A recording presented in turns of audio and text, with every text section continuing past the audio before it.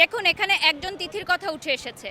ঘরে ঘরে এরকম অনেক তিথি আছে। আমরা সবাই চাই ওরা নানা নানুর কাছে থাকুক, কারণ আমরা চাই না যে ও বড় হয়ে আরেকটা আলভি হোক। ও বাবার সাথে থাকলে বাবার মতোই হবে, আমরা এটা চাই না। সুস্থ তদন্ত চাই, এটা হত্যা না আত্মহত্যা, এটা মার্ডার নাকি হচ্ছে জাস্ট সুইসাইড, এটা আমরা সুষ্ঠু তদন্ত চাই।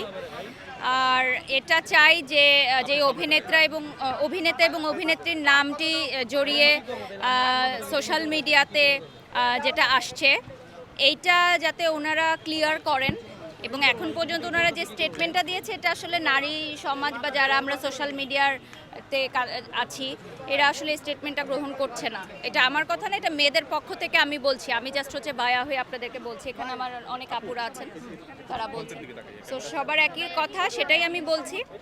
So just we want justice, that's it, আর কিছুই না। এবং আমরা চাই অভিনেতা আলভি যাতে ইকরাপুর পরিবারের কাছে ক্ষমা চায়।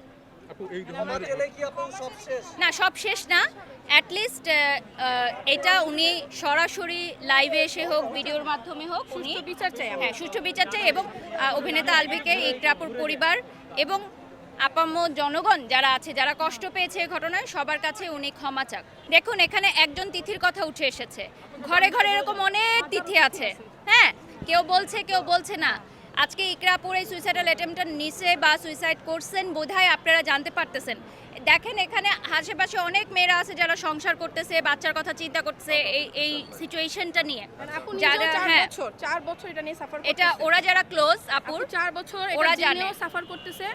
আপু ভাবছে যে বাবু হইলে, একটা বাচ্চা হইলে আমরা চিন্তা করি যে বাবা ভালো হয়ে যায়, একটা ছেলে মানুষ ভালো হয়ে যায়। বাট ভাইয়ার তারপরও ভালো হয়নি। আমি তারপরও তাকে ভাইয়া বলতেছি, মানে কি বলবো, আমার বলার ভাষা নাই। সে তারপরও ভালো হয়নি। আমরা চাই তার সুষ্ঠু বিচার, সে আসুক, সে ক্লিয়ার করুক। বিষয়টা বলো, কাস্টাডির বিষয়টা বলো। হ্যাঁ, আমরা চাই না, আমরা চাই ওরা নানা নানুর কাছে থাকুক। আমরা সবাই চাই ওরা নানা নানুর কাছে থাকুক, কারণ আমরা চাই না যে ও বড় হয়ে আরেকটা আলভি হোক। আমরা চাই না ও বড় হয়ে আরেকটা আলভি হোক। ও বাবার সাথে থাকলে বাবার মতোই হবে, আমরা এটা চাই না। কারণ সে তো ছিলই না, তাকে মা পালছে। সে কি ছিল? সে ভালো ব্যস্ত থাকে, সে ব্যস্ত থাকে, সে তো থাকে না। স্বাভাবিক, এটা সে অনেক ব্যস্ত। এন্ড আমরা এটা চাই ভাইয়া যেন মিডিয়াতে না থাকতে পারে। কে ডিভোর্সে আছে ইকরাপু, এটা তো ওনাদের ব্যক্তিগত কথা, ব্যক্তিগত দ্বন্দ্ব হইতেই পারে, এটা তো আমরা বলতে পারবো না। এটা যেহেতু অভিনেতা আলভি উনি নিজেই এটা স্টেটমেন্ট দিয়েছেন যে ইকরাপু ওনার কাছে ডিভোর্স চেয়েছিলেন, তাহলে হতে পারে সত্য, হতে পারে মিথ্যা।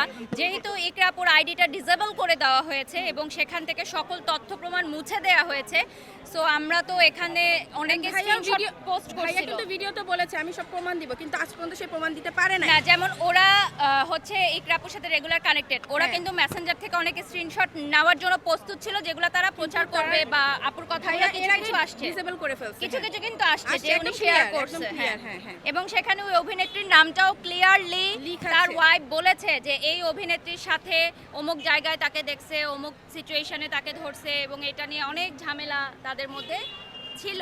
সো এইটার কিন্তু স্টেটমেন্ট অলরেডি ওনারা দিয়েছেন যে ইকরাপু ওনাদেরকে শেয়ার করেছেন, যেহেতু ওনারা অনলাইন প্ল্যাটফর্মে অনেকেই জানিয়েছে।